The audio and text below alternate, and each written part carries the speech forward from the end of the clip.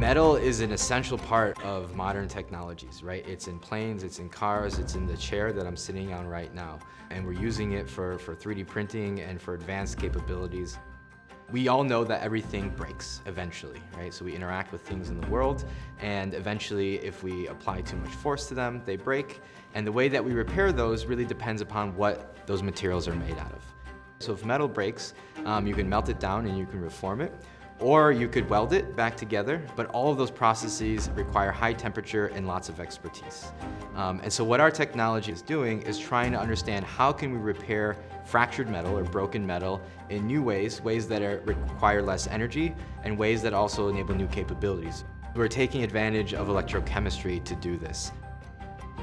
I was very fascinated actually by the work because the idea of creating materials, especially metals, which can self-adapt and self-heal and react to their environment and adapt to their environment is actually something that's very fascinating and is attracting more and more attention. So our technology was inspired by bone. So basically we take metal and we structure it just like bone. We make it cellular, which means it looks like a metal foam that's porous, and inside the pores of that foam, instead of air, we have a liquid that has ions in it. So it's kind of like salty water, but in salty water you have sodium and chloride.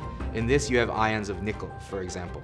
And when we apply electricity to the metal, these nickel ions actually react, and that basically forms the healing process.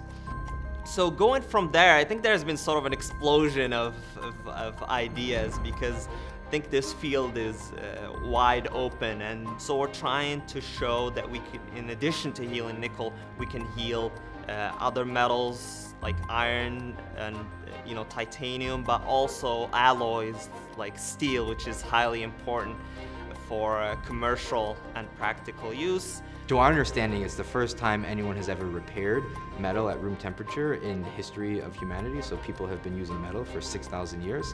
And we think it'll be interesting for applications where you have 3D printed parts, or perhaps you have parts that are just not 3D printed but more complex, foams, stochastic materials that are hard to repair.